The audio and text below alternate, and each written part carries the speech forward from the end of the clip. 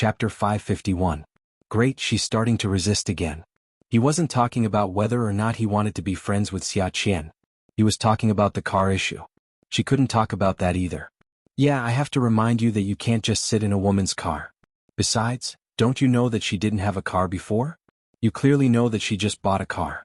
How dare you get in? Don't we have a car? If you don't like the car in the garage, you can buy another one. Do you think I'm short of money?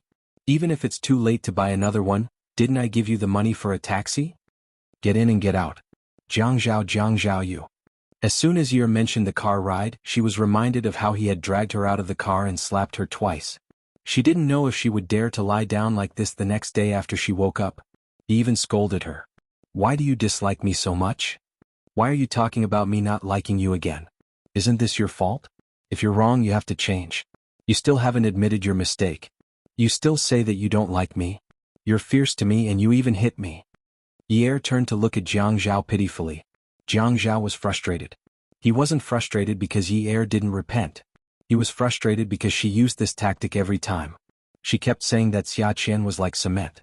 When she ran to the Qin palace to threaten him, when she bickered with him at the nightclub, when she drank the vodka that she couldn't drink, when she took off her high heels to chase after robbers, wasn't she also like cement? But the speed at which she changed her expression was just like now. She was still shouting fiercely, "You're doing it again." Now a pair of black, watery rabbit eyes appeared. You still hit me. Her voice was loud, but her tone was completely different. I hit you because you didn't listen to me. Jiang Zhao didn't think he hit the wrong person. She was bleeding and didn't need to go to the hospital. What was she trying to do? She even hid in the car and wanted to be friends with Xia Qian. She wanted to go out to play. This little liar. But you hit me in front of so many people, you made me lose face. Ah. Sob. I'm so embarrassed. My butt hurts so much. Ah, sob. Ye burst into tears the moment she started crying. Under normal circumstances, she would endure it. For example, in front of Ouyang Yen, she could endure it and had to endure it. Now that only Jiang Zhao was here, she didn't believe that anyone would laugh at her. Anyway, she had already embarrassed herself today. There was also another mentality. It was just like when she was reprimanded by her father when she was young. If his tone was a little harsh and made her sad, cry, or go on a hunger strike, her father would definitely apologize to her. When Jiang Zhao saw Ye raise his head and yell that his butt hurt, he remembered that he was so angry that he hit him a little too hard. But at that time, his mood was just like when he was a child and fell from a tree. His father was worried that he would get hurt, but when he saw that he was fine, he picked him up and hit him on the butt. He even scolded, "How many times have I told you not to climb so high? Won't you die from the fall? Do you still dare to go next time? Do you still dare to go?" After scolding him, he gave him another slap on the butt. She was crying so hard. How painful must it be? Come. Let me take a look. Throwing away the magazine in his hand, he strode over to Ye's side with his long legs. Before Ye could react, the man had already unbuttoned her pants and pulled down the zipper. With a strong hand, he picked up the woman and flipped her over. His fingers stuck into the waist of her pants and pulled it down. Her butt was exposed. Ah! What are you doing? Ye screamed again. Dong Xuebing was so fast. He actually took off her pants. Seeing the red finger marks on Ye's snow-white buttocks, Jiang Zhao's heart ached. He squatted down and blew at her buttocks. "Honey, I'm sorry. I didn't mean it. Let me blow at it for you. I'll take some medicine and apply it to you later." The nurse outside heard the patient shouting in the resting room and ran over. She was worried that the patient was in a critical condition. She pushed the door open and saw the mayor kissing his wife's butt. Dong Xuebing must have just kissed her and he is going to kiss her again. Nurse Miss was confused. The door was already open. What should she do? Should she leave? Or should she leave? Or should she leave immediately? Just when she was hesitating on how to end her life, the mayor spoke. Get. The nurse knew that the mayor's angry face and fierce eyes meant that he wanted to say, "Get lost." But he was worried about his public image. So, he decided to write it down and get lost immediately. Jiang Zhao was furious. His wife's butt was seen by someone and he did not want anyone else to see it. That's why he said he was going to get some ointment for her butt. But in the end, someone came in and saw her butt. Dong Xuebing left Ye's butt on the sofa and stood up. He walked to the double doors and locked them. Laid on the sofa.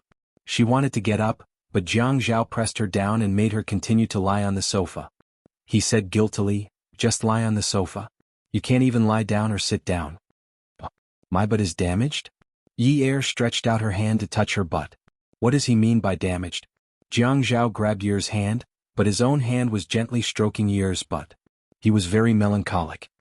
Oh no, I definitely can't use it tonight. After a long time it would definitely swell. Why did he hit her so hard back then? His hands were too cheap. She will not be able to sit down when she goes back. Could it be that he was a violent person? That's impossible. Dong Xuebing felt that he was a gentleman. A gentleman wearing a lion's skin is still a gentleman. Jiang Zhao. Yi pushed Jiang Zhao's hand away and pulled up her pants. You bastard. Is my butt really that useless? Is my butt only useful in your eyes? As long as he was with her, his mind would be filled with those censored images. But now that she was injured, she actually still wanted to use her butt at night. This was considered as having tender feelings for the fairer sex. His heart ached for her butt. No matter if it was in the front or back position, it would cause discomfort. So, was he prepared to let her go tonight? Jiang Zhao did not understand Yi's thoughts. Then what else do you want your butt to be used for? My butt can still be sat down. Done? Jiang Zhao smiled mischievously. That's right. Other than sitting, her butt could still be done. Why didn't he think of that at that time? He originally thought that she would not be able to sit down properly tonight, but she still wanted to do it. Little pervert. Xia Qian and the others probably did not lead her astray. When it was just the two of them, she would even find that kind of game on the internet to play. See the game in the group. The two sent her meat that day. It was normal for her to have such thoughts now. Yes. Do it. If you feel that your butt is better and there's no problem, then we can talk about doing it. I don't want you to complain that your butt hurts while doing it. Yi looked at Jiang Zhao's cheap smile and was so angry that she stuck out her chest and promised. I won't complain that my butt hurts while sitting. If my butt can't even be used for sitting, then I'm not Yun Yi. Jiang Zhao really had to hand it to her. This little girl was getting more and more mature recently. When she said, do it, she said it so confidently and boldly. She was really very likable. Even with her butt in this state, she was still thinking about the great career between husband and wife. It was rare. Yi pulled up her pants and stood up. She did not want to lie down anymore. At this time she did not want to sit down. The wound on her head did not need to be stitched. She cleaned it up and applied some medicine. The doctor said that there was no need to stick anything on it. It would be better in a few days. Yi tidied up her hair and covered it. It was not obvious at all. It was fine as long as her father did not find out. After getting the x-ray, the doctor said that she was fine and her brain was not injured. Jiang Zhao heaved a sigh of relief. As long as her brain was not injured, he could let Xia Qian go and let her retake her driver's license. As long as she did not seduce Yi to get in her car, he would not cause trouble for her. Back in the car, Yi's buttocks really hurt at this time. The places that should be swollen and the places that should be red and purple all stood up. Sitting in the back of Qin Fian's car, she was quite uncomfortable. She leaned sideways and only used a little of her buttocks to touch the seat. Jiang Zhao saw that Yi was very uncomfortable sitting there. He originally wanted to bring her to Qin Fian to look at the plot of land. But now he thought better of it. He wanted her to go home and lie down. It was better for her to go to school directly. Anyway, it was a cram school. There was no need to be too formal. He had checked her previous grades. 80 marks was not bad. She often failed math. Even if the Yun family did not decline in the past, she would not be able to go to a first-tier university. Unless she donated a building to the school and saw if they would accept a special place. He could not do something so ostentatious. He wanted her to take the exams herself. He could help her make up for it. Science and engineering was out of the question. Arts had lower marks and was much easier. However, it was not very useful. It was better to learn management or political economy. Not to mention that the marks were not too high, these things were practical. After all, in China's environment, economic development was mostly linked to politics. If she learned these things, she could go to the company if she wanted to. If she did not want to go, he could get a job as a civil servant. It was very stable. Fian, let's go take a look the day after tomorrow. I have a few meetings tomorrow and can't leave. Let's go have dinner today and then send me back to 9th Mansion. Qin Fian was not surprised that Jiang Zhao would say this. Okay. Fian, don't tell Grandpa about what happened today. The last time we stayed in the hospital, it was your big mouth that spread the news. Brother, you wronged me. That day it was not my big mouth at all. It was Grandpa who asked you and sister-in-law to go back for a night. That was why I said that you had to stay in the hospital and did not have time to go back. Qin Fian's innocence did not get any sympathy from Jiang Zhao. Instead, he looked like he was saying, "I will never believe you again."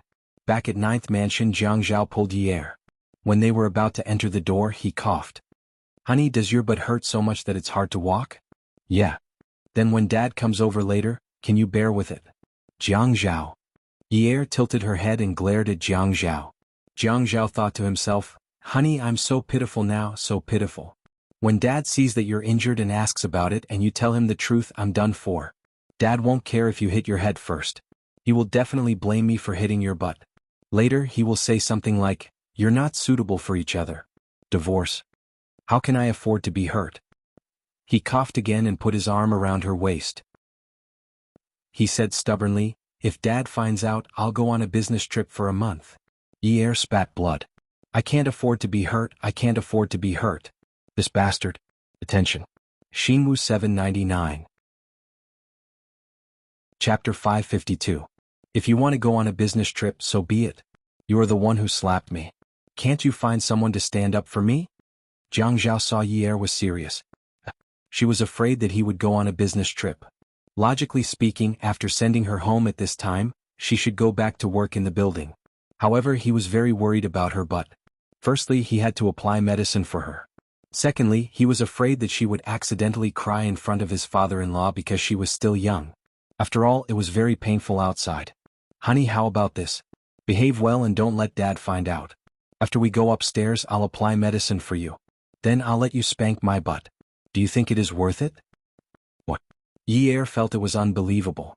Jiang Zhao had made such a request? Last time, she knew Dong Xuebing's reaction when her father wanted them to get a divorce. Dong Xuebing will not get a divorce like this. It will be bad if other people know about it. Which deputy mayor got a divorce after getting married? You didn't hear me clearly? What I mean is, you just don't let Dad find out that I had slapped your butt. When we go back, you will slap my butt back. Do you think it is enough? Yi smiled. The more she smiled, the happier she became. Her eyes were curved from smiling. She couldn't hold it in any longer. She put her hand to her mouth and then simply covered her mouth and laughed. "Fine, fine, fine. For this I will bear with it. I will stick to it until the end." When both of them were discussing, the door opened.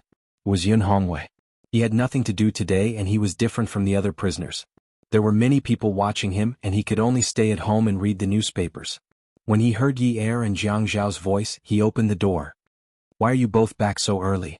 Have you had lunch?" "Yes, Dad." Yi smiled happily. "All right, it's good that you've eaten. Why is Jiang Zhao back?" "Dad, I bumped into Yi on the way back, so I sent her home.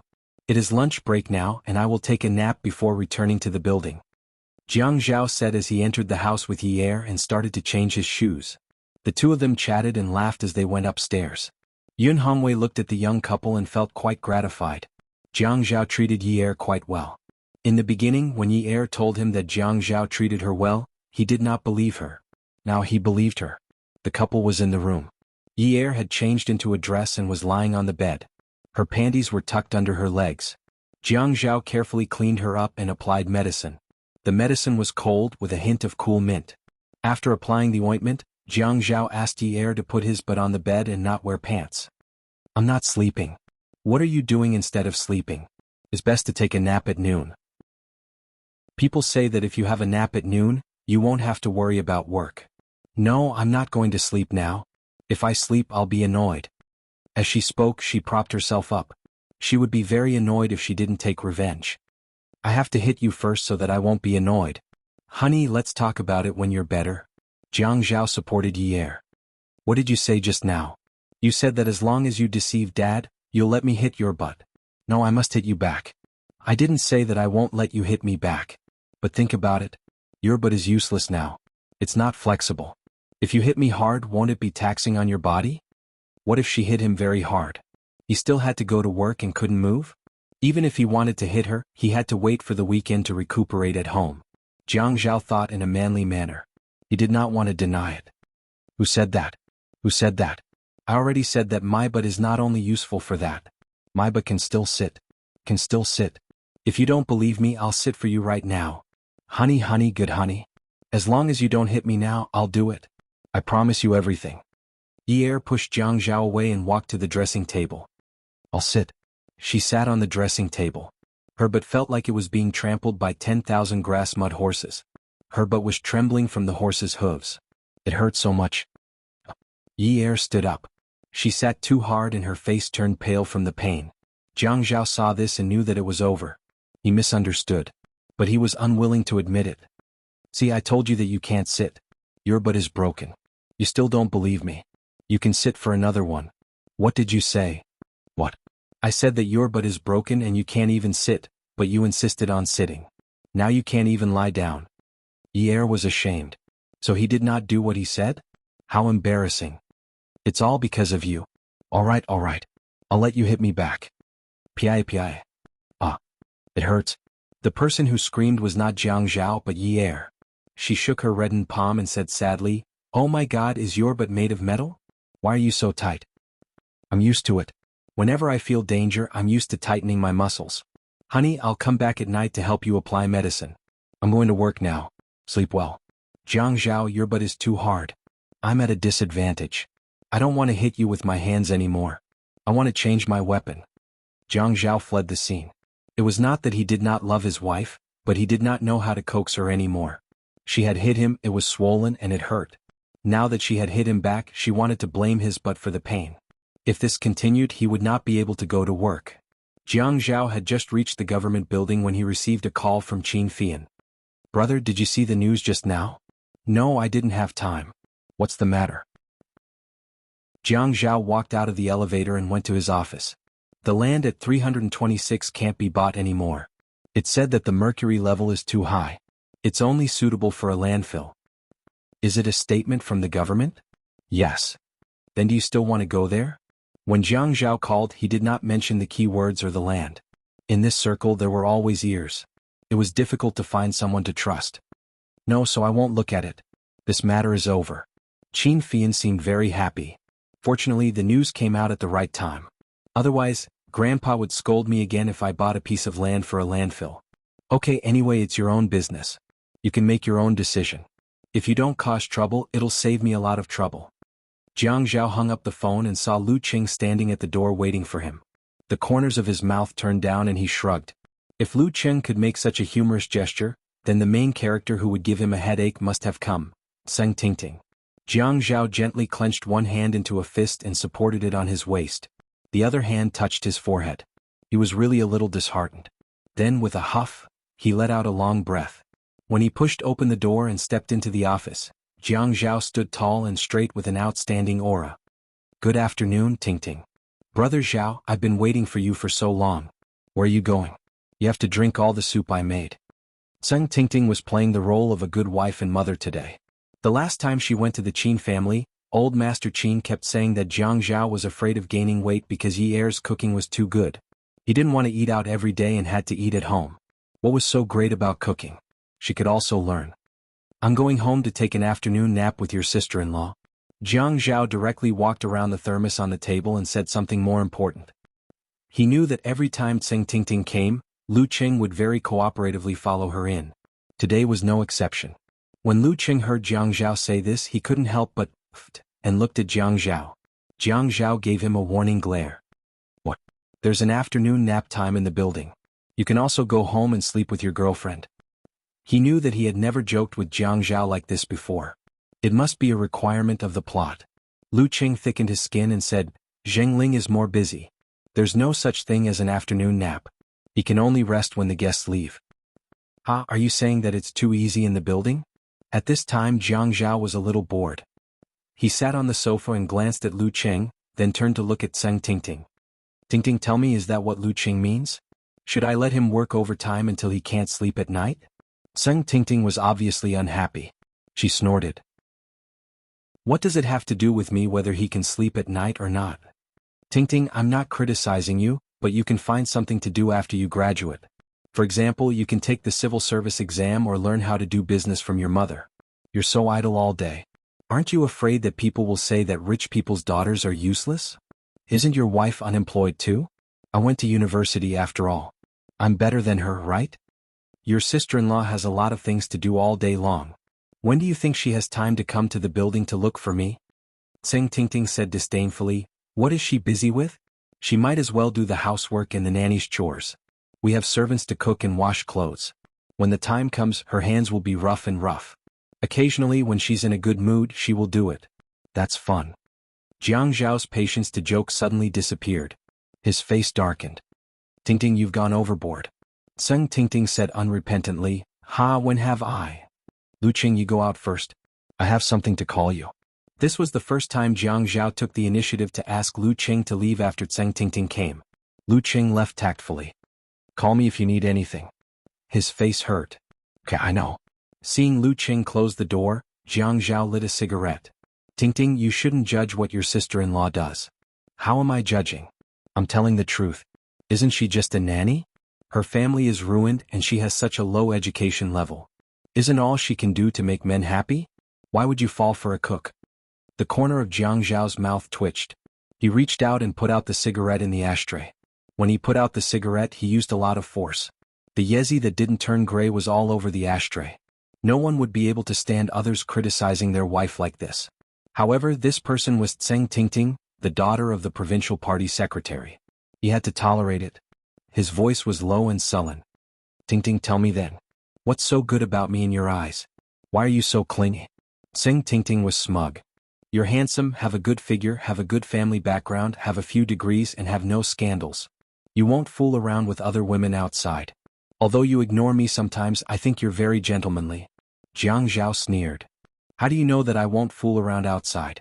Tseng Tingting looked at Jiang Zhao's expression and was unsure. However, she was firm in her thoughts. I'm talking about sleeping with other women. You won't do that. Jiang Zhao's smile widened. How many politicians have you seen fooling around outside? Do you know if they fooled around outside? Did she think that Jiang Zhao was still a virgin after living for almost 30 years? Childish. I don't believe you. You don't see things that you haven't seen. Tingting, I think you're naive. You can see my good points and others can see them too. But can you see my ugly side? You think I'm a gentleman, but how can you be so sure that I'm not a beast? Anyway, I don't believe you. Come and see. Hongcha 866. Chapter 553. Tingting, do you really want to leave your father's protection and see how many dirty things there are in this world? When you see a person's good appearance, you think he's good from the inside out. When one day his unbearable side appears in front of you, how do you accept it? Gentlemen? In today's high society, how many were real gentlemen? Wearing the guise of a gentleman to gain sponsorship, gain popularity and fight for status. Being a gentleman in front of a woman was just to get her into bed. Gentlemen? He hadn't seen many of them. Fei Yin wouldn't find a woman outside, but was he a gentleman? Wasn't he a beast in human clothing and a fake gentleman? Oh, then did Yunyer see the bad side of you? She accepted it? That's right. Unfortunately, she discovered my darkest side. For example, he was actually not a gentleman. He was a hypocrite. He was selfish, vengeful, sinister, and cunning. There were many sides to him that others did not know, but she knew them all. Since he was young, he pretended to be a harmless child. When he grew up, he pretended to be very elegant and magnanimous. What? You're afraid that she'll tell others about your dark side, so you married her like this? Tingting, that's between us.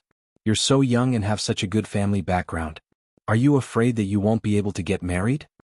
Jiang Zhao's tone became heavier towards the end. Tseng Tingting evaded and pushed the thermos on the table in front of Jiang Zhao. Drink this. I cooked it. Your sister-in-law makes me drink a lot of soup every day. I can't drink anymore. I'm still full now. Jiang Zhao pushed the thermos back. Tseng Tingting was a so-called lady from a prestigious family. Jiang Zhao didn't believe that she didn't understand what he was saying.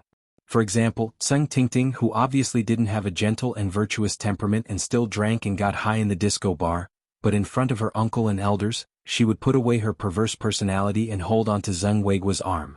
She would try her best to restrain her smile and even her voice was much lower than usual. Not all the children of wealthy families were as well behaved as Fei Yu.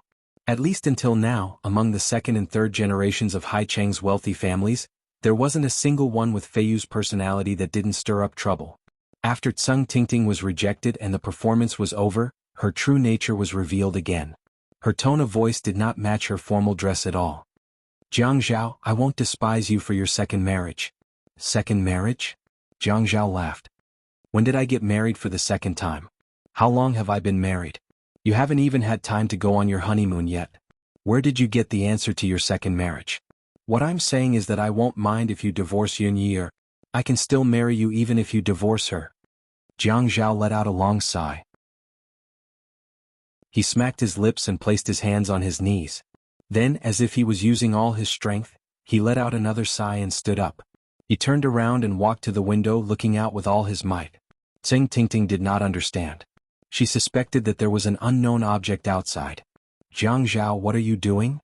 I'm checking to see if it's daytime or nighttime, Jiang Zhao said very seriously. It's daytime. It's so bright.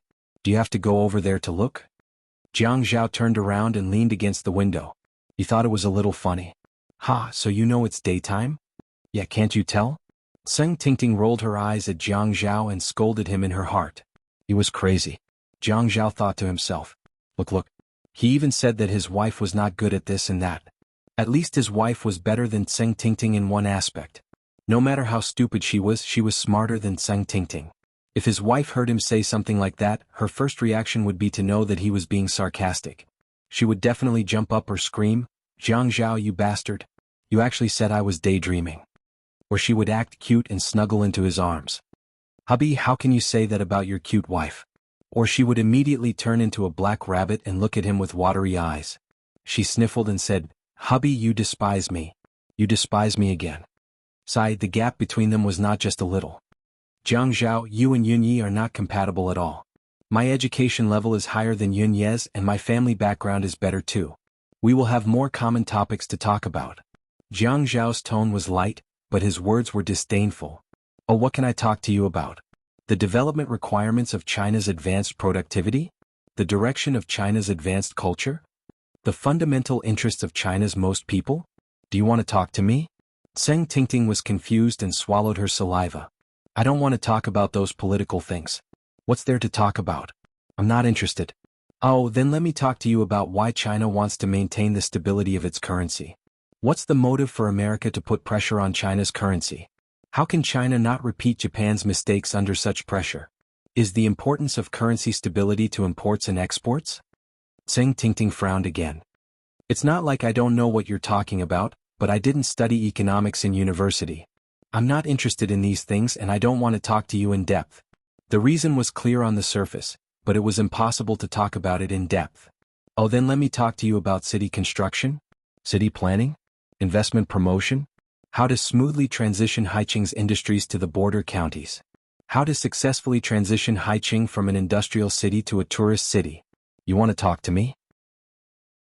Tseng Tingting couldn't bear to listen to such boring things.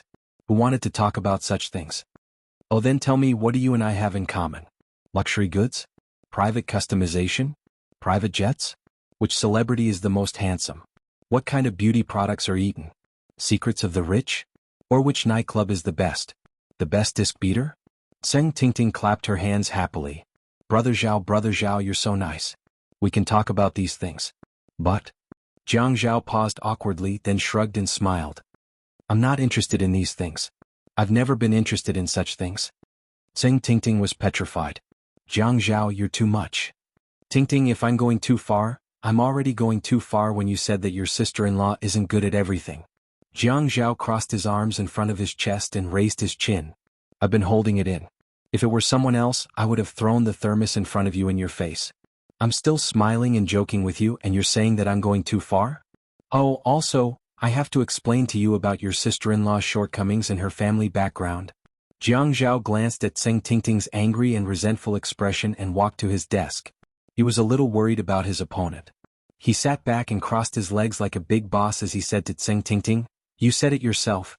My family background is good and I have several degrees. You're right, my family background is really good. It's so good that I don't find it challenging to do things. After saying that, he frowned in pain, but his eyes were full of pride. Look at me.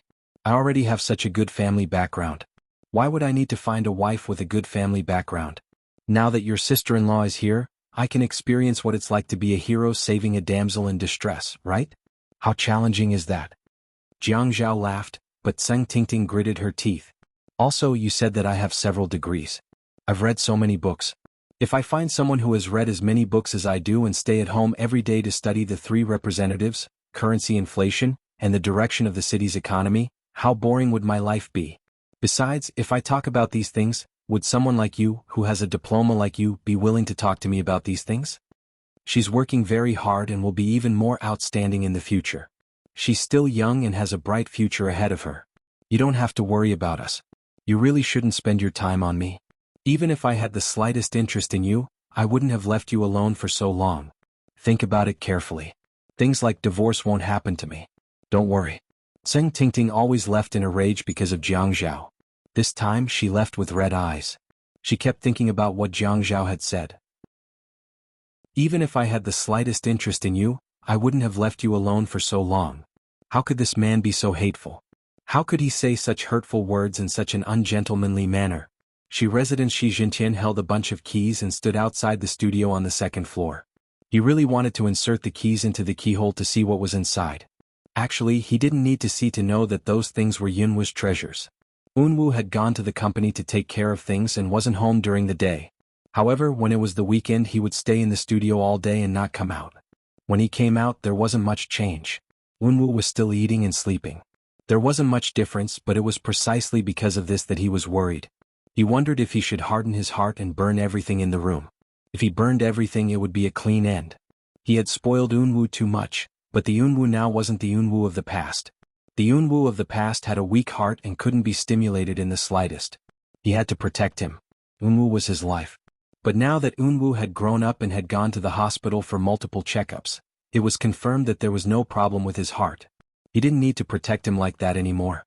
He had to let Unwu grow up and become a man who could take things up and let go. He couldn't be as weak as he was now. Unwu had accurate and fast marksmanship, a rational and calm mind, and had always been decisive in doing things. As long as he could overcome the hurdle of love, he would be favored by the heavens.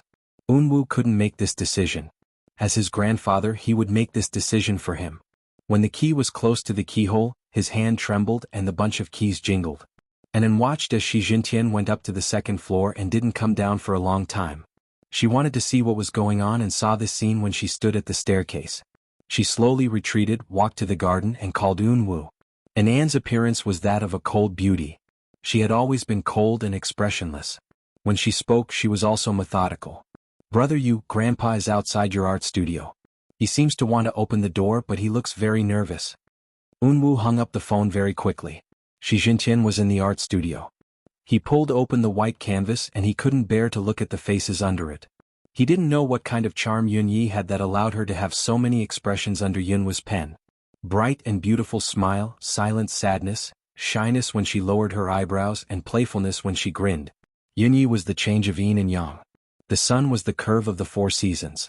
The Chinese parasol tree behind him was also the transition from death to life. It went from being bald in winter to being green in spring, lush in summer and golden in autumn. Attention Hongcha 866. Chapter 554. He didn't know how long it had been since Yunyi moved into Yunwu's heart, but he could tell that the paintings were neat and meticulous. A nude painting entered his eyes. Shi Jintian turned his face away and threw it on the ground forcefully. He didn't know what kind of relationship these two people had. He only knew that it would be better to destroy this house as soon as possible. Otherwise his grandson would really be ruined. Although Shi Jintian was over 60 years old, he was still strong and healthy. The only thing that could make him sad was this grandson of his. He took down the drawing boards on the easel one by one. The ones that were mounted on the wall and dried on the bookshelf were all taken down and pushed together. At this time he had to go all out. He strode to the door of the studio and shouted, "Ague, come and move things. Burn it clean, burn it to ashes and use it as fertilizer for peanuts." Yunwu's car drove very fast, especially when he heard Anan say, "Grandpa asked the servants to move all the paintings in the studio to the open space in the back garden." The iron gate outside the house opened for Yunwu's car. The car didn't park in the parking lot in the front garden. Instead, it drove directly from the main villa to the back garden. Smoke was rising in spirals in front of the windshield. He slammed on the brakes, threw the car down, and rushed over without even closing the door. The young man was still the same young man, but he didn't have the stability that was disproportionate to his age. When he rushed into the fire recklessly, Shi Jintian's body swayed and he shouted, "Hold on to the young master." Perhaps the smoke was too strong. It was so strong that his eyes couldn't help but cry. There was a stinging pain in his palms and a charred smell on the back of his hands. However, when he saw the smiling faces slowly turn yellow, dark brown, and then ash, all the pain was gone. Only the most distinct feeling of tearing on his left chest was the clearest. "Grandpa," the young man punched Ague's face, then stretched out his leg to kick the servant who was trying to pull him back. He turned around and continued to save the things he cared about. His voice was no longer as clear as a spring. It was a sad cry. "Grandpa, what did I ask for?" His eyes were filled with misery and pain. His tears fell onto the painting that he had just snatched. He threw it on the ground before the flame was extinguished. He squatted on the ground and began to pat it with his bare hands. He had already made up his mind not to look for her again and let her live the life she wanted. What else could he do? He was already trying his best to let it go. What else could he do? His cries were filled with pain, and when he screamed, it was especially sorrowful. "Grandpa, what did I ask for? Why are you treating me like this? I didn't want anything. I only wanted these paintings. I didn't disturb her. I listened to you. I only wanted these paintings. Grandpa, why didn't you stab me with a knife? Why?" Shi Jintian had clearly made up his mind. He had clearly told himself that he had to be more ruthless towards Unwu. He had spoiled him too much, which was why he was so stubborn when it came to matters of the heart. He was thinking that the blood flowing in his grandson's body shouldn't be so indecisive. He should have swung the knife and cut the Gordian knot. He was thinking that if he endured it a little longer, the child's hand would be in so much pain that he wouldn't dare to extend it into the fire anymore. When the pain was unbearable, he would stop. At that time he couldn't stop him. He would just let him suffer. When the pain was over, this hurdle would be over. At worst, he would take him overseas for skin grafting. However, he could watch his grandson get burned, watch his grandson bleed, watch him throw a tantrum at the servants, but he couldn't bear to see his grandson unable to endure the pain and turn into tears in front of him. How many times had it been? It was all because of that Yunyi. Yunwu's temperament had always been pure, and his appearance was quiet and beautiful. The clean shirts, t-shirts, and sweaters that he usually wore were all worn by him. Today he was wearing an expensive suit. The shirt inside was still a flawless white. The white exposed that the cuffs were already covered in black ash. He stood up in a mess and quickly took off his suit. Holding it in his hand, he forcefully patted the flames on the rescued painting. There was nothing more painful than watching one's beloved things disappear inch by inch. Every painting was his heart's blood. Every stroke was his emotions. How could it turn into ashes bit by bit? As he said, he didn't ask for anything. He didn't let anyone see the heart-wrenching pain of this process. He had once slowly told her his feelings at that window. He said that he liked those ancient poems. There probably wouldn't be such a sad Xiunwu in this world. Even if he liked someone, he could only tell her that he liked those poems. For example, "My heart pleases June, but June doesn't know." She definitely wouldn't think too much about it, because he caught a glimpse of her gaze when Jiang Zhao came in. She was a widow. She had clearly eaten a box of fast food so quickly, but because of Jiang Zhao's unreasonable invitation, she was forced to eat another meal. That gaze wasn't forced but joy. It was the joy and hope that only came when she could have a meal with her lover. He didn't want to enter her life again. It wasn't because he was so weak that he didn't dare to fight with Jiang Zhao, but because she needed Jiang Zhao to eat with her. That person wasn't him. It was painful to fulfill someone else's wish. It was the most painful to fulfill the happiness of one's beloved. He didn't tell anyone how he endured it. It was even more torturous than when he couldn't find her. Because at that time there was still a little hope. He knew that after she got married, he was waiting for disappointment. When he gave up, it was the despair after the disappointment. He could clearly go to the Qin family for a meal like before, or get someone to check on Jiang Zhao's whereabouts. He could find her when she wasn't around, pretend to meet her by chance and see how she was recently. But he thought that if he wanted to let go, he should let it go completely. More completely? It was just some nonsense to deceive himself. He gave up on the real person with a body temperature, but every day in the art room he looked at the paintings and missed her. This was the root of the disaster. He knew that these paintings were the root of the disaster. He knew that the cloud was a disaster to him. She caused him to have difficulty breathing every night when he woke up from his deep sleep, and his heart ached like it was being twisted. She caused him to sit on the ground when he closed the door and saw those paintings. His heart and soul would be torn apart. She caused him to live in pain every day, but he still remembered her good. These paintings were the root of the disaster, but they were also hope. At least he could see them like this, caress them and hug them to sleep. He wouldn't lose everything. Who would be able to understand such a feeling? If all these were gone, what would he do? It had been almost 2 years. He had never waited so long for anyone. On Wudong Street, those artists who loved art would still set up canopies to paint even if it was raining heavily. They said that the inspiration at that time would bring about unexpected gains. When it rained, he also went there to set up a canopy and set up an easel. When the rain fell like a pillar, it splashed high up, and the color of his pants that he always liked would be dirty. He would never forget that time when she ran over with an umbrella and wiped the mist from her face. "Oh my God, I just wanted to see if you came. I didn't expect you to really. Hey, it's raining so heavily. I made an appointment to come and get the paintings today. I'm sorry. I didn't wait for you to come and get the paintings. I still have to make money, so I'll be here every day." In fact, he had already told her that he would be there every day. There waiting for her. As he waited, the paintings were gone. As he waited, even the paintings were gone. "Go and get some water." Shi Jintian couldn't take it anymore. In the end, he didn't continue to harden his heart. He hardened his heart, but he couldn't block out Yunwa's grief from his ears. He couldn't stand Yunwa's painful crying as he put out the fire.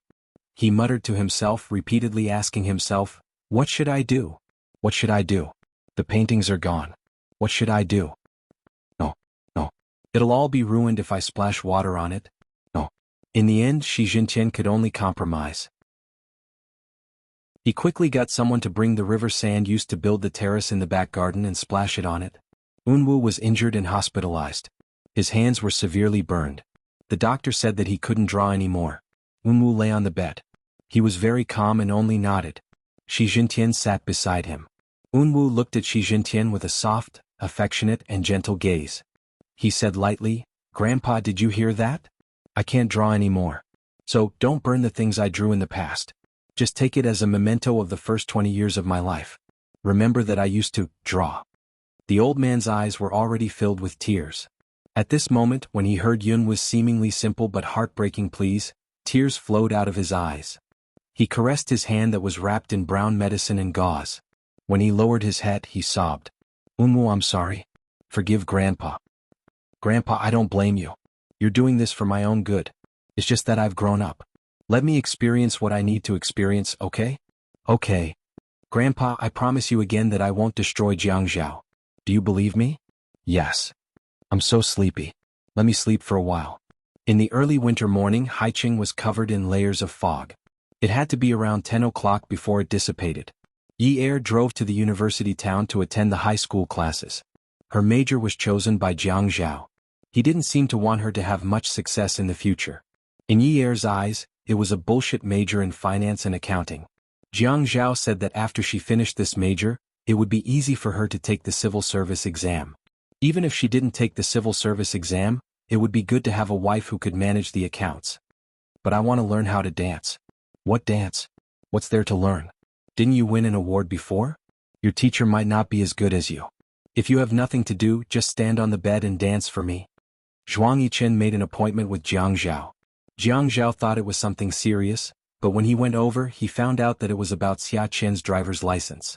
Today, Zhuang Yichen leaned against the princess bar counter. He rested his hand on the counter and played with a crystal glass in his hand. He didn't look as serious as he used to. He looked relaxed. Jiang Zhao sat on the high stool in front of the counter and poured himself a glass of wine. His head hurt when he talked about it and he didn't want to drink any more. "I'm doing this for Xia Chen's good. With her skills, being a road killer is a small matter. If she accidentally gets into a car accident and becomes a vegetable or dies, I'm afraid that Qiu and Xiaoyu won't be able to take it. Haha, that's good. If she dies, it'll be over. She won't have to persuade her all the time." With Zhuang Yichen's cold-blooded personality, it wasn't strange for him to say something like that. The glass was placed on the solid wood counter, making a soft muffled sound. Jiang Zhao was only worried that Xia Qian would hook up with Yi Er once her driver's license was released. He didn't stop Yi Er from being friends with Xia Qian, but he had to consider Yi Er's safety. "I was the one who told Xia Qian to retake her driver's license. Now her license has been revoked. The reason is that cheating is invalid. Even her examiner has punished her. Now you're telling me to forget about it? No, let her retake the test." Beauty novel Hongcha 866. Chapter 555. Sigh. Zhuang Yichen shook his head. He let go of the bar counter and flipped over to lean against it. He looked at Jiang Zhao and said helplessly, Xia Qian said that she would never let Yi Er sit in her car again. She personally promised her sister. She also said. Zhuang Yichen paused and suddenly burst into laughter. Jiang Zhao was confused and asked, "What else did she say?" She also said. Zhuang Yichen took a sip of wine and swallowed it down his throat. He smacked his lips and said, "She said that if Yunyi shamelessly begged to sit in her car, she would take a stick and break Yunye's legs." Ah! Zhuang Yichen laughed again. He didn't hear this from Qiu Xiaoye. It was Qiu Xiaoye who had brought Xia Qian to him that day and made the promise in front of him. That day Xia Qian looked very dispirited. She hung her head and looked like she had lost someone she loved. Think about it. You're happily out with your friends and you're chatting while driving. Suddenly, you get into an accident and your driver's license is taken away. How miserable is that? There's nothing more heartbreaking than having your license taken away on your first day on the road. Xiaoye nudged Xia Qian. Cut the crap. You're not out of love. Get to the point. Xia Qian pushed Qiu Xiaoye away and watched Zhuang Yichen walk up to him. She whispered sneakily, "Brother-in-law, please help me think of a way to get my driving license back. I really don't want to take the driving test anymore. I still want to study and work seriously. My time is really precious." Xiaoye didn't hear what Xia Qian was saying. She walked over impatiently and asked, "What did you say to my friend? What did you want?" Zhuang Yichen looked at Xia Qian and smiled. When he looked up at Xiaoye, he raised his eyebrows and asked curiously, "What did you say to your sister?" Xiaoye rolled her eyes at Xia Qian and reprimanded her in an exasperated tone. She insisted that I think of a solution for her. I told her that there was no solution, so she asked me to find someone to open the back door for her. I told her that you were my friend and that you might be able to help. However, it's fine if you don't want to help. Serves her right for provoking Jiang Zhao. She's lucky that he didn't make things difficult for her. Zhuang Yichen had been standing, but now he sat down and looked up at Xia Qian's sneaky expression. Qiu Xiaoye had no reason to tell others about their relationship, but she kept saying that their relationship was over. Why did she come to him for help again and again? Xia Qian's way of calling him brother-in-law was interesting. Zhuang Yichen came back to his senses and looked at Jiang Zhao's gloomy face. Xia Qian's promise must have angered Jiang Zhao. He leaned his elbows on the bar counter and pushed his crystal glass towards Jiang Zhao's glass with his right hand. When they touched, he said, "Brother Zhao, do me a favor." "Who told you to investigate my private affairs? Wouldn't it be better if you didn't investigate me? If you didn't investigate me, I wouldn't have been able to find you for this. You're just looking for trouble."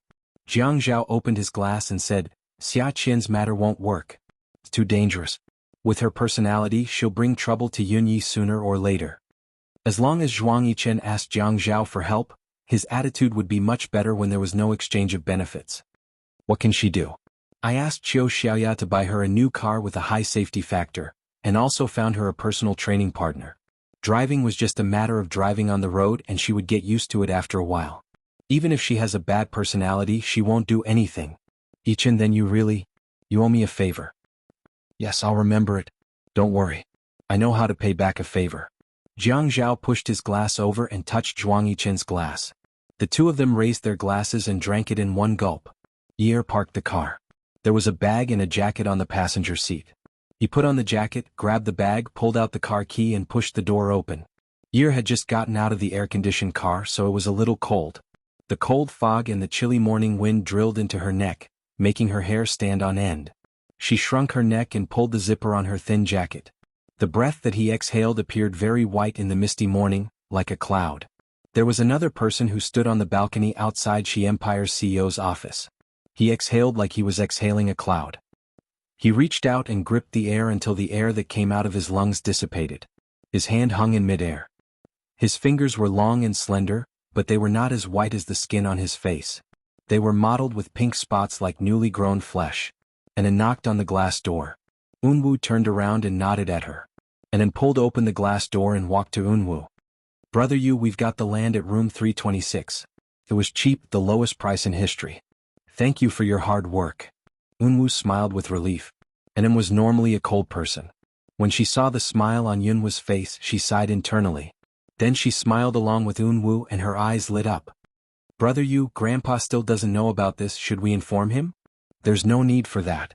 Grandpa will only let me do whatever I want. By the way, how's the deal with the expert going? Don't leave any loose ends."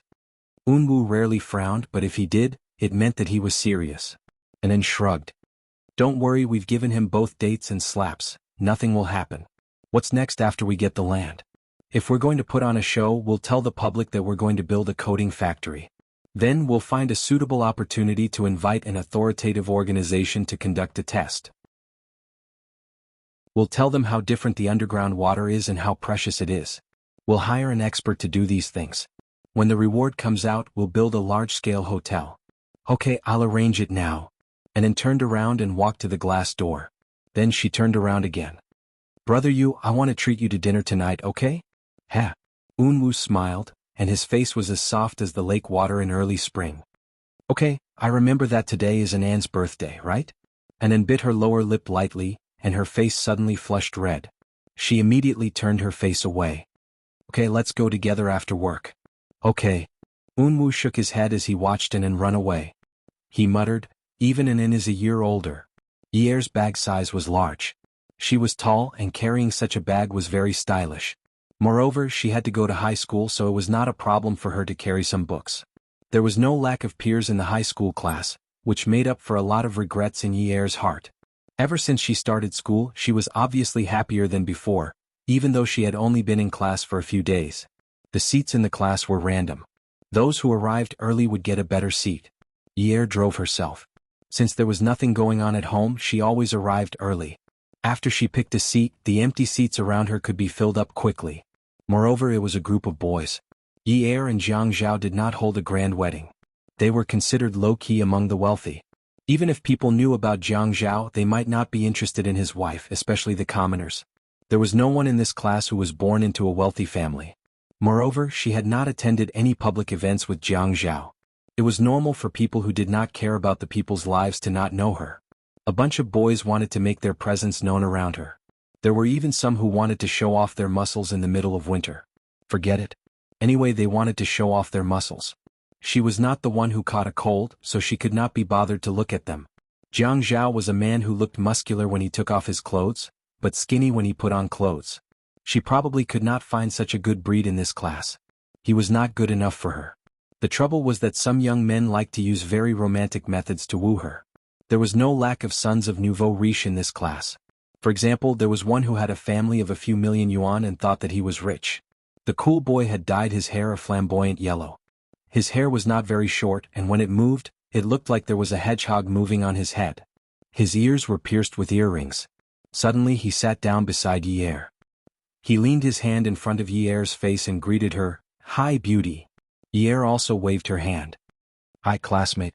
The boy seemed a little disappointed by Yeer's reaction.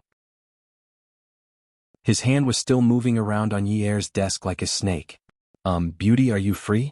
Let's have lunch together. We can drive there." Yeer frowned. The smile on her face was a little dry. Classmate." That hand was still waving in front of Yeer's face. Yeer was a little annoyed. "Classmate, the tattoo on your arm is a little scary." Is it?" The boy swallowed his saliva and blushed. He reached out his other hand and touched the platinum chain on his wrist. He kept looking at the chain and said, "I think it's okay? It's not scary." Yeer wanted to vomit blood. "Do you have to be so obvious? Will you die if you don't? Look at that Louis Vuitton wallet on your butt. Do you have to deliberately show a big part of it?" Seeing that Yeer was still not asking, the cool boy asked shamelessly, "What do you think of this winter's new collection? Does it look good?" "It's not bad." Yeer took out a book from her bag and placed it on the table. She pushed it away and deliberately took out another book and spread it open. She wanted to fill up the table and get rid of that non-mainstream hand. In the end, the cool boy diligently helped Yeer tidy up the messy books on the table. He folded them neatly and said, "You don't have to take them all out. There aren't that many classes.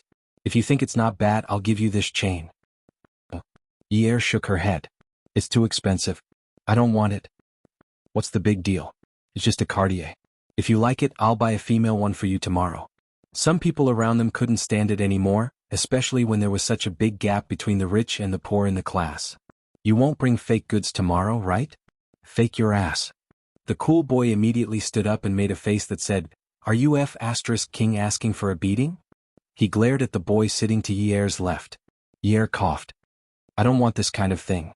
Don't waste your money. I don't like it." "You don't like it?" The cool boy looked at Yeer in disbelief. Yeer thought in her heart, What are you looking at? I'm also wearing branded clothes. It's just that I'm wearing custom-made clothes. But since they were classmates, it's better to be friendly. If this happened in high school, she wouldn't care. She would rather have a fight. But it's different now. If things get out of hand, people might say, 2 19-year-old boys fought over the mayor's wife. This kind of news headline will be devastating. She doesn't want to provoke Jiang Zhao. In the afternoon, Yi Er went to the cafeteria alone for lunch. In the afternoon, the cool boy didn't come to class. Yi Er felt that things had calmed down. But when school ended, Yi Er was blocked at the school gate. The cool boy was carrying a bouquet of lilies and wanted Yi Er to accept it. Attention, Song Shu 566. Chapter 556. You're not giving me face. Beauty, how about we have a candlelight dinner tonight? I'll take you to an Italian restaurant. The cool boy refused to believe that Yi Er could not get a beauty with money. He could get her just by eating and gifting her branded goods. Phew. Yi Er exhaled. She heard the alarm on her phone in her bag. She took it out and sent a message to Xia Qian. Qian, I'm stuck at the entrance of my school. Hurry up and save me. Just as the message was successful, her phone was turned off. When Xia Qian received the message, her first reaction was to run downstairs. As she ran, she called Jiang Zhao. Jiang Zhao, Yi Er just sent me a message saying that she's stuck at the entrance of her school and asked me to save her. Her phone is turned off. I think this is serious. Where are you? As soon as Xia Qian finished speaking, she heard the ear-piercing sound of screeching brakes coming from the phone. Jiang Zhao's phone was still pressed against his ear. He heard Xia Qian panting as she ran. She sounded very anxious. Stuck in a traffic jam? It couldn't be a traffic jam. She definitely didn't need someone to save her. She was stuck in a traffic jam. Was that why she needed Xia Qian to save her? He tilted his head and held the phone. He glanced at the rearview mirror and stepped on the accelerator. He turned the steering wheel and quickly made a U-turn. Xia Qian, go look for security first or bring a few classmates over. I'll be right there. Xia Qian couldn't drive her car, but she didn't forget to remind Jiang Zhao. Jiang Zhao, I don't have a car now. My bike was taken away by my classmate. I'll run over now. Hurry up. You know how big the university town is. It'll take me a while to get there. Got it. I'll get someone to release your driver's license tomorrow. Hurry up and drive over. After Jiang Zhao finished speaking, he added, don't go too fast. Be careful not to hit someone. Okay. Xia Qian didn't drive. At this time there were many people on the road. It was better to walk than drive. A newbie was most afraid of constantly changing gears and changing speed. She didn't need to look for security first. She would look for it outside Yi Er's school. That would save her time. She took the keys in the bike. She took it out and rushed out. Although Xia Qian was a smart person who would not forget to calculate her driver's license when her friend was in trouble, her chivalrous heart to save her friend from disaster did not diminish because of the benefits. She pedaled very quickly. The sun in winter was not as orange as it was in summer. But it was warm. Her hair was not coarse. It was very fine and not thick. Because of this, she always had a shoulder-length pear blossom hairstyle. Her permed hair was a little loose, making it look like she had more hair. As she pedaled the bicycle at high speed, her small shoulders shook from side to side. She seemed to be working very hard. Her medium-length hair was pulled up by the inertia of the wind, making her look like a beautiful superwoman. By the time Xia Qian rode her bike to the School of Business, it was as if she had gone through an intense physical training. Her back was drenched in sweat, and her face was red with sweat. She couldn't even breathe. He took off his jacket and threw it in the basket in front of the bike. There were a lot of people around the school gate. Everyone was talking. Yi Er was surrounded by the crowd. She didn't even have time to set up the bike. She threw it on the ground and rushed over. Xia Qian was angry. Damn it. She transformed into a beautiful female warrior and rushed from the north gate to the south gate of the university. Did she come just to see a boy with a strange temperament give Yi Er lilies? He even knelt on one knee. The boy made Xia Qian think, $15 for a hairdryer. But at least he was male. He didn't look like a coward. Damn you, Yunyi. You damn woman. We're friends. Do you have to be so obvious? Will you die if you don't show off? It's fine if you show off to others. But you deliberately sent me a message to force me to see you show off. Don't you know that I've never received flowers? Don't you know that I don't have a boyfriend? Xia Qian was an idiot. Her actions and thoughts were different from ordinary people. He forgot that what he should be doing now was to save Yi Er. He started to touch his own face. Baby fat? I don't think so. She touched her waist. Bucket waist? I don't think so. She touched her butt. Not perky? I think it's a little perky. She touched her legs. Not long? She's only this tall. Her proportions are okay. Finally, she touched her chest. She finally found the crux of the problem. She shrugged her shoulders like a defeated rooster. Sigh, it's too flat. She doesn't even tremble when she runs without a bra.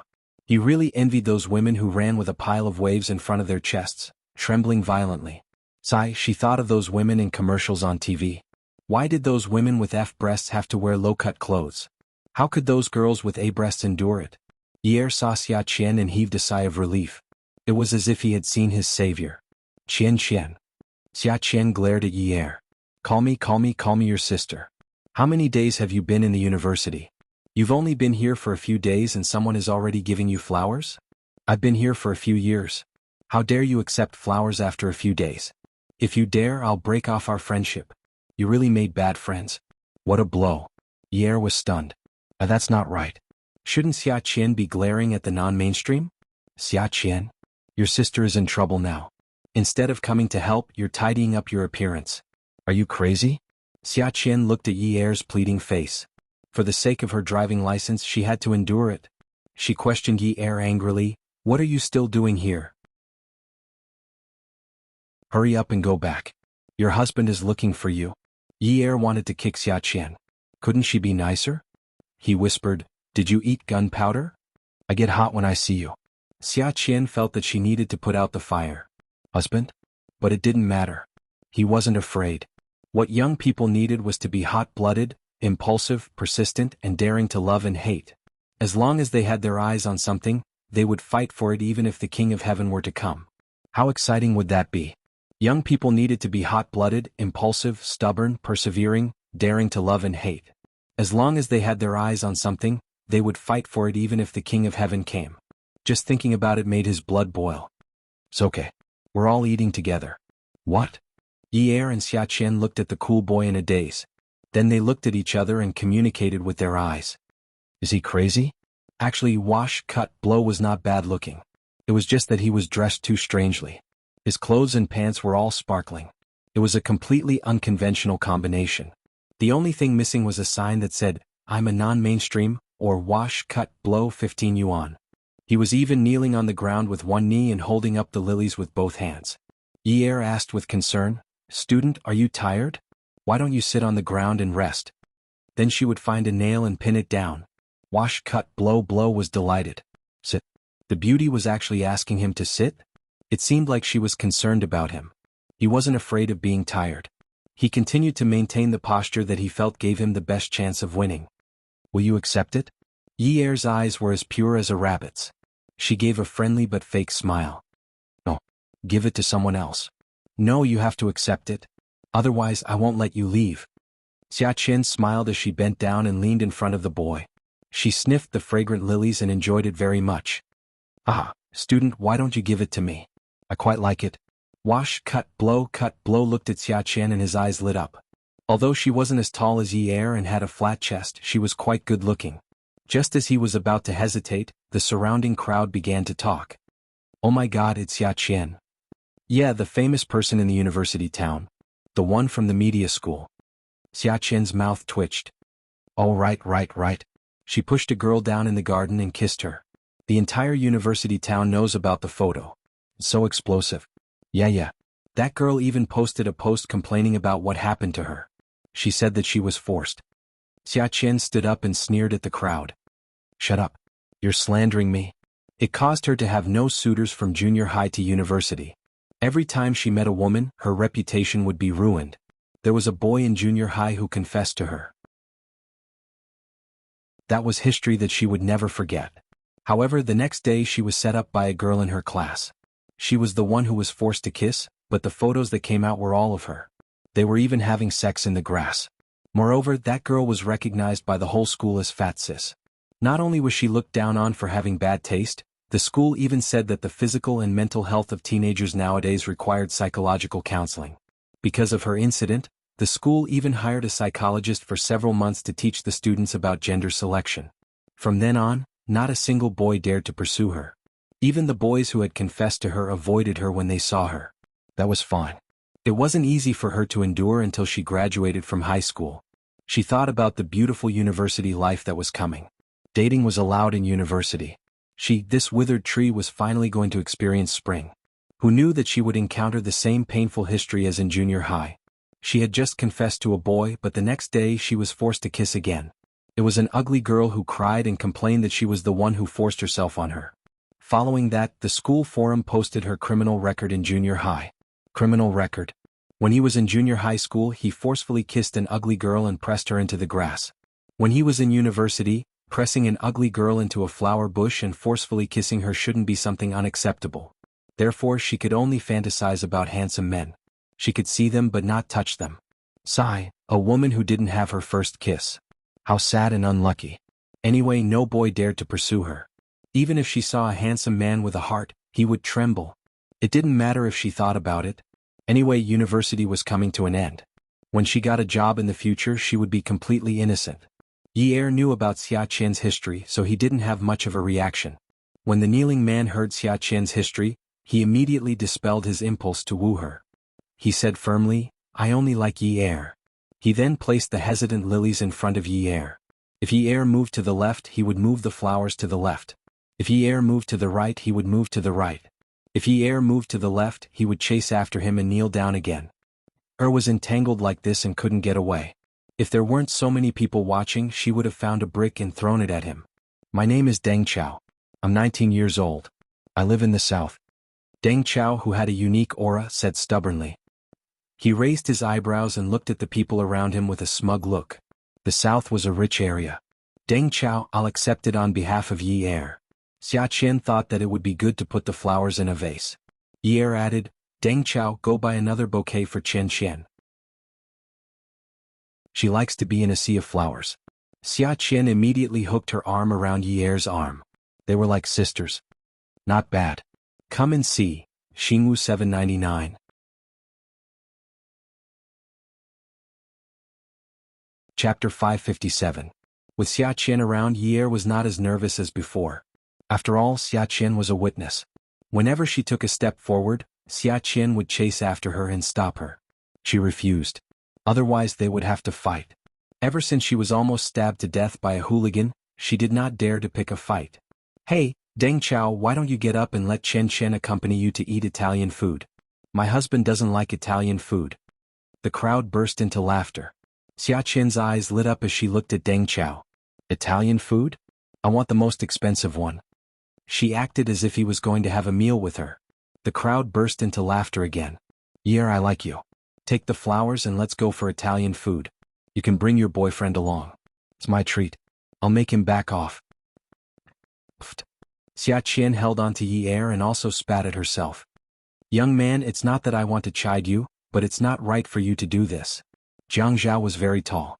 When he walked briskly towards the crowd, Xia Qian saw him. She jumped up and waved at Jiang Zhao. "Over here." Yi looked up and saw her too. She stomped her foot. "It's over. Xia Qian, you traitor. If anything happens to me today, I won't let you off even if I become a ghost." Xia Qian said, "I don't want to let you off either." Jiang Zhao pushed through the crowd and saw the so-called blockage. It was really blockage and annoying. Xia Qian looked at Jiang Zhao and scratched her head. "I'm sorry. I didn't know she wanted me to come over to deal with this. If I had known, I wouldn't have asked you to come over. I can handle it myself." After that, she looked down at Deng Chao, who was getting more and more arrogant. She reached out her leg and nudged his knee. "Look at him. Back off, in the face of difficulties is tailor-made for you." When Deng Chao saw Jiang Zhao, he was obviously stunned. Yi's husband? A child who did not care about politics would not know how the mayor looked like after he published the newspaper. But he was so handsome. Where did he get this celebrity from? "I didn't accept it." Yi looked at Jiang Zhao innocently. "Jiang. Deputy mayor. That's right, that's right. He's more handsome than on TV and in the newspapers. It's in the winter." When Deng Chao heard from the crowd that this person was the deputy mayor, he could not believe it. He never read newspapers or news. He only watched the entertainment programs on the various channels. He knew Xian Bin, Jing Yuanchang, Hejiong, Happy Base Camp, and even Kangxi was here. However, he didn't know what time Haiqing News simulcast started and ended. He also didn't know the name of Haiqing's party secretary. He knew there was a very handsome deputy mayor called Jiang Zhao, but he was forced to do so by the girls in his class. The girls were crazy about him, but he was not. She looked at Jiang Zhao for a while before she came back to her senses. It was true. This time he was in big trouble. Thank you. It's a nice flower. Jiang Zhao took the flowers from the boy and asked casually, "Are you my wife's classmates?" Jiang Zhao was too polite, so Deng Chao could only reply indifferently. Then let's have dinner together. It's time for dinner. Yi Er felt dizzy and said softly, "Ah Zhao." Jiang Zhao held Yi Er's hand gently and looked at her. "Ah, you are too much." As he spoke, he placed the flowers in Yi Er's hands. His long arms wrapped around her shoulders and his large hands caressed her round shoulders. "I even told you to keep a low profile in case someone gives us a wedding gift. You just can't control your mouth." Deng Chao was speechless. Those gifts were not for the both of you. They were for Yi Er alone. But it was a stressful thing to see a handsome man standing in front of her. There were a lot of girls who were smitten by Feng Yu. Look at that handsome man. His eyes were full of love, his eyes were full of love, his smile was full of love, and his gentlemanly demeanor. It was really mesmerizing. The mayor was really good at reading people's feelings. Xia Qian was about to go crazy. "Yinyi, our grudge has been sowed. You are such a cunning woman. After showing off your suitor, you show off your husband. So what if you have a husband? What's the big deal? Hey, look at this sour feeling, so hateful. For the sake of my driving license, I will bear with it. You have a husband and I have a car." "Fine. You also have a car. Although your car is slightly better than mine, but your car was bought by your husband. You are living off a woman. I look down on women like you who live off women and don't have any real ability." "Fine. My car was also bought with my sister's money. Look up at the sky. Oh God. We are both living off a woman, but why is there such a big difference? When will you open your eyes and see how unfair this world is? Where are my peach blossoms? Give me back my peach blossoms." Jiang Zhao stood in front of Deng Chao. Although he looked as gentlemanly and elegant as he appeared in front of the media, there was an inexplicable aura in his smile. Especially when he looked at Deng Chao, it was as if a sword could shoot out from his smiling eyes. Deng Chao shivered. They are really married? He took another look at Jiang Zhao and immediately looked away. Is this mayor trying to kill someone? Jiang Zhao held Yi Er in one hand and extended his other hand to Deng Chao. He put his 4 fingers together and separated his thumbs.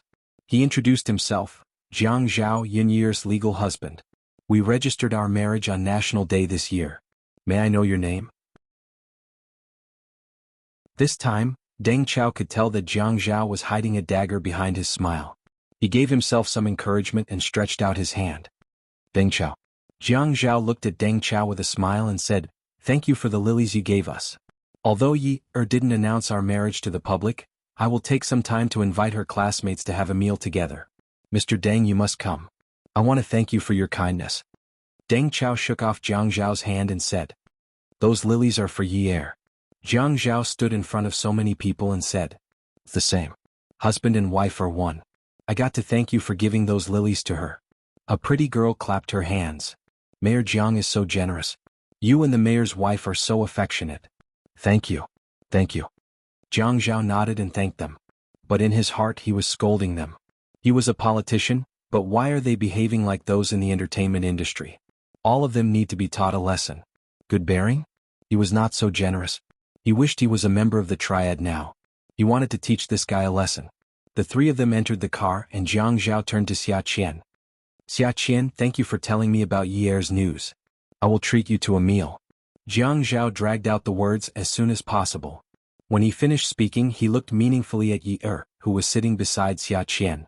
Yi Er felt a little creeped out by his stare. First, she knew she would die a horrible death today. She wondered if she would die without a corpse. Xia Qian said that they must eat good and expensive food to show Jiang Zhao's status. Jiang Zhao said, "How about Sea Moon Restaurant?" Xia Qian said, "That's a good idea." Then she sighed and said, "I feel like going to work today."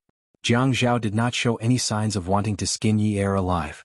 This calmness made Yi Er feel uneasy. But when she thought about what Jiang Zhao said at the entrance of the school, she felt so happy. His gaze was so memorable. Yi Er was completely engulfed in happiness.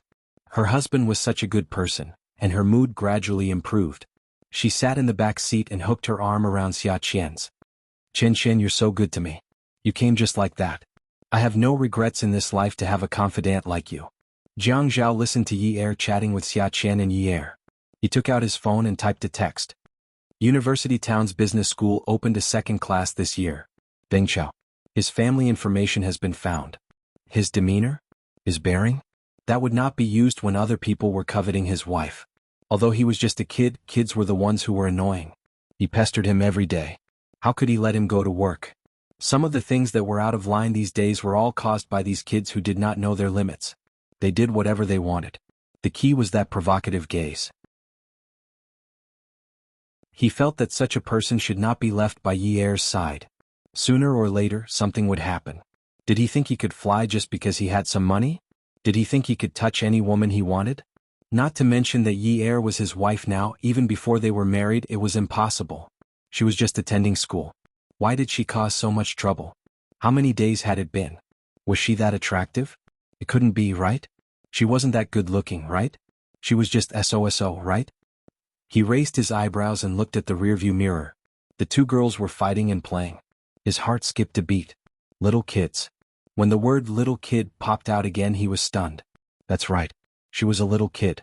Deng Chao was also a little kid. Two little kids. Did they have a common language? Xia Qian pushed Yi Er away and said disdainfully, "Good my ass. So what if you have people chasing you? You want to show me? I don't owe you money, right?" Yi Er looked at Xia Qian for a few seconds and laughed out loud. "That's right. Who asked you to owe me money? Since you didn't pay me back, I can only make you unhappy. You haven't received such a big bouquet of flowers, right? Isn't it very fragrant? Isn't it very beautiful? Has anyone ever knelt before you before? Chen Chen, hurry up and pay me back. After you pay me back, I won't treat you like this anymore." Xia Qian huffed and puffed. Oh, this damned woman. She dug a hole for her and she really jumped into it? Shameless. Yi Er was taller than Xia Qian, but at this moment he leaned on Xia Qian's shoulder and chuckled. How can I hang out with you if I'm shameless? If I hang out with you if I'm shameless, I'll be at a disadvantage. How about it? You owe me such a big sum of money. Do you want to calculate the interest? Interest? I've already paid back all my debts today. Xia Qian glanced at Jiang Zhao, who was driving, and kept silent. She raised her voice and said to Yi Er, "Yi Er, if I was late today, would you have accepted the flowers? Would you have gone to eat Italian food with that guy? Luckily I was there in time. You looked so smug at the time. It looked like you were about to run away with him. Have you never seen flowers or that kind of guy before? When did your taste become so unique? Come and see." Xinwu 799.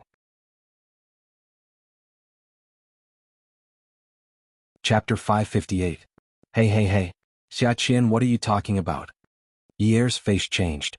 She quickly glanced at the man in front, who was holding the steering wheel, and covered Xia Qian's mouth. What are you talking about? That's why I texted you to help me out. You saw it too. He was kneeling on the ground and refused to get up. I chased after him. Xia Qian shook her head and said, "That's why I found it strange. You're so tall and strong. You could have just kicked him over. Why did you let him express his love for you? You're just vain. You just wanted to show off in front of me. But you didn't expect that I would call your husband over when I was worried.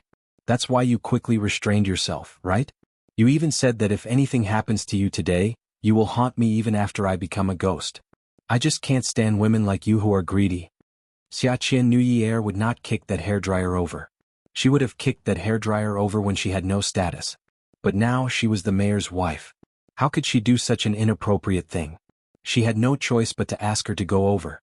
But since she despised her for not receiving any flowers and no one had pursued her before, she will make sure that something bad happens to her today. But why did Jiang Zhao not have any reaction? Shouldn't he step on the brakes? Should he turn around and roar at her? Is this how a husband should react? While driving, Jiang Zhao looked at the text message on his phone. Deng Chao, 19 years old. Ancestral home in Wuxian, Haiqing. His father owns 2 leather factories with a total of 1,000 workers. They produce luggage, leather shoes, belts and other goods. There is a 200 square meter property in the south of Haiqing. There is a villa in the suburbs. Wu County. Jiang Zhao finished reading the messages. Sure enough, he was chasing after women just because he was rich. When he told Yi Er that she was his wife, that brat still dared to say that the flowers were for Yi Er. He still wants to go against me? There was a bit of a traffic jam at this time, so it was a good time to write a text message. Check taxes, check accounts, check fire protection, check employee overtime wages and labor contracts. Thinking about it, he had also used this method to deal with Ye's friend, Zheng Ling, to make her retreat. But it was a coincidence that they were both businessmen. After sending the message, Dong Xuebing replied, "Okay, I will do it now." Yi pinched Xia Qian. "Xia Qian, you have to be responsible for what you say. When did I eat from the pot and look at the bowl?" Xia Qian cried out in pain, I told you the truth. Are you trying to kill me to silence me?" Yi naturally did not silence her. She got up from her seat and stood face to face with Xia Qian, blocking Jiang Zhao's line of sight.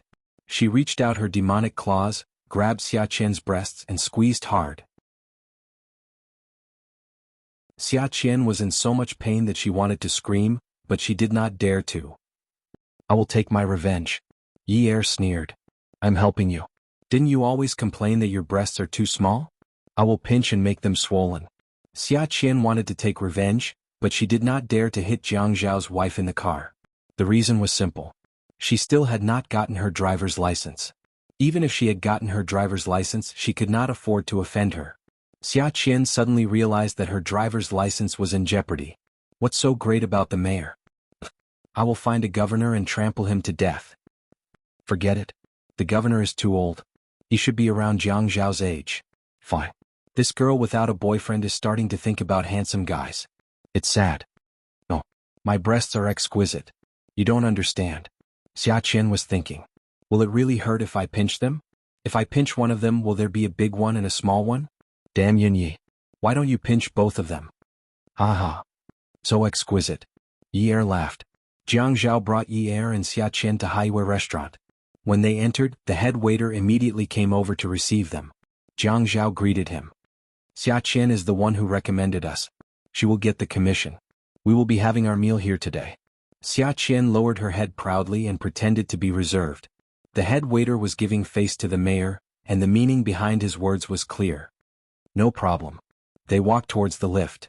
Mayor Jiang. Jiang Zhao stopped in his tracks and turned around. The smile on his face widened, and his voice sounded magnanimous and hearty. Hello, Mr. Shin. As he spoke, he strode back, appearing very enthusiastic. Shin Kai also walked over and shook hands with Jiang Zhao almost at the same time. Ah. Mayor Jiang, you are also having your meal here today? Yes. What about you? Both of them let go of their hands. I am alone. When he saw the two women behind Jiang Zhao, Xia Qian naturally caught his attention. He smiled and recommended to Jiang Zhao. Highway restaurant's egg fried rice is not bad. The loofah soup and kelp are also not bad. You should try it. Xia Qian almost vomited blood. Those who block my path to wealth. Even if you are handsome, you are not an exception. There will be no mercy. Jiang Zhao and Shin Kai had known each other since they were young. They were also in the same batch in university. In the past, when Shin Kai was pursuing Ouyang Yan, his relationship with Jiang Zhao was not that bad. Shin Kai once treated Jiang Zhao to a drink, and both of them had a fight. Shin Kai said that he could not bear to see Jiang Zhao being so arrogant. He felt that Jiang Zhao was not someone who could be snatched away from him. No one could snatch Ouyang Yan away from him. Ouyang Yan's attitude was the same as Jiang Zhao's. She was still eating and drinking with her love rival. It was as if she was telling everyone in Highway University that the man belonged to her, Ouyang Yan. No matter how much you look forward to it, he will never be yours. Both of them were equally arrogant. Even if many people wanted to break them up, they had to spread their stories. They were a match made in heaven. Both of them were from powerful families. One of them was from a wealthy family, and the other was from a powerful family in both politics and business. Ouyang Yan would not lose to Jiang Zhao in any exams. The number of degrees Jiang Zhao had, Ouyang Yan would also have the same number of degrees. Both of them could always work together. They were both arrogant and disdainful of others.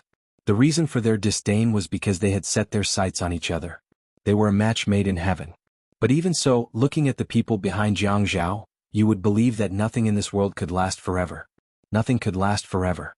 So, it was better not to think that anything could last forever. Because if you had such thoughts, when eternity finally broke, you would only feel that the heavens were always playing tricks on you. Shin Kai whispered to Jiang Zhao, your wife is very beautiful. You definitely won't say that she's not beautiful, huh? Jiang Zhao waved his hand and patted Shin Kai's back. Let's eat together? You'll be alone anyway. Of course. Shin Kai was a straightforward person, so he agreed right away. Yi Er originally wanted to bare her fangs and brandish her claws at Xia Qian, but when she saw Jiang Zhao's colleagues she could only put away her restless thoughts and only dared to make some small moves. Shin Kai was also a very observant person. Yi Er's small moves did not escape his eyes. He was puzzled. When did Jiang Zhao like this kind of woman? Was it just because she was young and beautiful? Although Ouyang Yen was a few years older than Yun Yi, she took good care of herself and looked very young. She also had a much better temperament than Yun Yi. Ouyang Yen looked like a woman who knew a lot of things. Didn't Jiang Zhao like that? Although today's commission was Xia Qian's, she did not work overtime today, so there were other people serving her. The few of them sat down and started to order. Xia Qian refused to hand the menu to Shin Kai. After a few words, Shin Kai understood what she meant. He did not say anything. He was not the host today. Xia Qian found it strange. Why didn't this guy order today? She was worried that he would order. Shin Kai placed one hand on the table and sat casually. He was a casual person. As long as he was not eating with a very important superior, he would be like this. The two men's suits had already been hung up. Yi Er watched the two men chat from time to time. They dressed in the same way. Probably because they worked in the government, Jiang Zhao looked very righteous. She knew that Jiang Zhao had always been like this outside. Although Shin Kai was also wearing a shirt and a collared sweater, she did not know if it was an illusion, but she always felt that Shin Kai was a little bad. She always thought that the men who worked in the government were all like Jiang Zhao. They were beasts outside and beasts when they took off their clothes at home. In the end, there were people like Shin Kai. Other than the rigid court uniform, he always gave people the impression that he was not a kind person. Did he not know how to hide himself like Jiang Zhao? Jiang Zhao and Shin Kai sat together, while Yi Er and Xia Qian sat across from each other at the round table. This way they were very far away. However, Jiang Zhao was a male chauvinist, so Yi Er didn't mind. She kept a distance from him and chatted with Xia Qian while eating. The private rooms in Haiwei restaurant were very big. Xia Qian wanted to take advantage of Jiang Zhao again, so she insisted on ordering the largest private room. The large private room had a minimum charge, so her commission was high.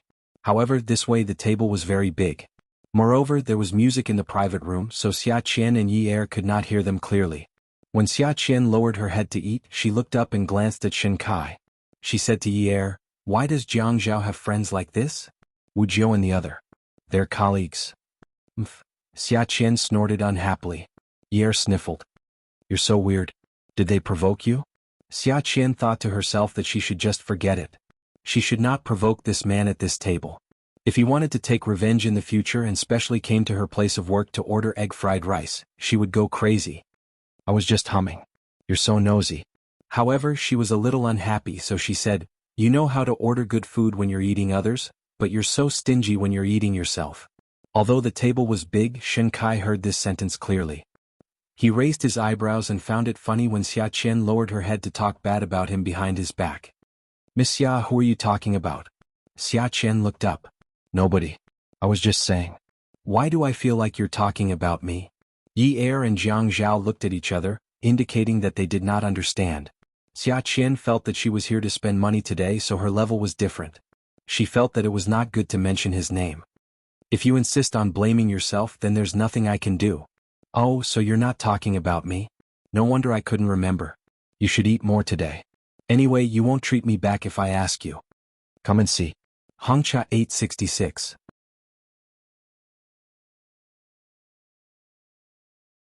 Chapter 559. What do you mean by that? What do you mean by "I will not treat you back"? Shin Kai said calmly. "Then the next time you treat Mayor Jiang and Mrs. Jiang to a meal at Haiwei restaurant, remember to invite me. I need to be your witness. If not, I will not believe that a stingy person like you will do such a thing." Xia Qian froze. Oh God, this bastard had seen through her. He knew that she was stingy. But why must it be Haiwei restaurant? Does he want her to go bankrupt? Why do I need you to be my witness? Do I want you to come over and watch us eat? Haha, if Miss Xia can treat Mrs. Jiang and Mrs. Jiang to a meal, she must be a generous person. Do you mind having an extra pair of chopsticks? I mind. Shin Kai laughed shamelessly. I don't mind basking in Mayor Jiang and Mrs. Jiang's glory. I can also fill my stomach. Xia Qian really wanted to scold him. Facing such a shameless man, how could she be so wrong that she didn't even dare to say, F***ck, or, your sister? It was all Jiang Zhao's fault. She was afraid of this man who worked for the government. He always used his authority to create trouble for her. She could not afford to get hurt. Her sister had taught her not to mess with the rich and powerful. Now, there were a bunch of new rich and powerful people in High City. They were all from wealthy families and should not be messed with. Luckily, this matter did not get out of hand. If it got out of hand, no one would be able to save her. No matter how stupid she was, she still knew what was at stake. To prevent herself from scolding, Xia Qian turned to look for trouble with Yi Er. Look at your husband treating me to a meal. He had said that he would treat me, but he still wants to include me. This meal does not count. Yi Er rolled her eyes at Xia Qian. Dream on. Next time you still want to cheat my husband? Dream on. I will treat you next time. I don't want you to treat me. I want Zhang Zhao to treat me. You are such a stingy person. You will not treat me more than 200 renminbi. You dare to call me a stingy person? Every time you treat me to a meal, it will not be more than 50 renminbi. Are you the same as me? I don't have a boyfriend, a husband, a job, or money. Yi Er smiled mysteriously. There's still something you don't have. What? Yi Er placed her hands on Xia Qian's shoulders and pressed her down under the table. The tablecloth was very long and the two women's heads were exposed. Xia Qian cooperatively bent down and asked again in a low voice, Do I have anything else? Yi Er reached out and grabbed Xia Qian's breasts, squeezing them hard. You have no breasts. So, I'll help you make it bigger. Xia Qian almost flipped the table, but she didn't dare to cry out in pain. Yunyi, can't you change it? When the time comes, my shoulder will tilt. Haha. Yi Er covered her mouth and whispered into Xia Qian's ear, I'm good now. And don't worry, I'll squeeze you 10 more times and your shoulders won't tilt. Because you're not an A, you're a... Xia Qian knew that she was small, but it wasn't to the extent of being concave, right? When did this Yunyi become so vicious?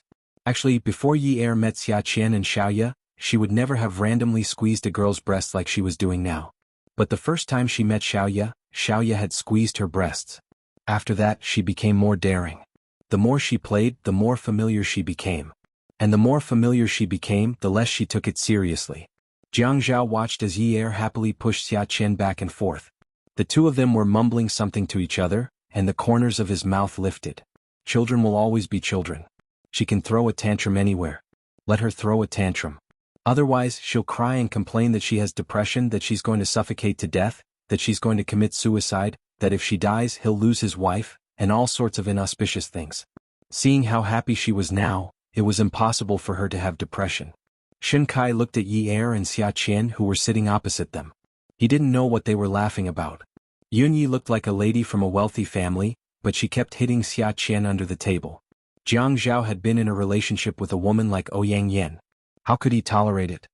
He turned and saw Jiang Zhao looking at Yi Er with a smile on his face. Jiang Zhao. Shen Kai had not addressed Jiang Zhao as mayor ever since he entered the private room. Jiang Zhao regained his senses.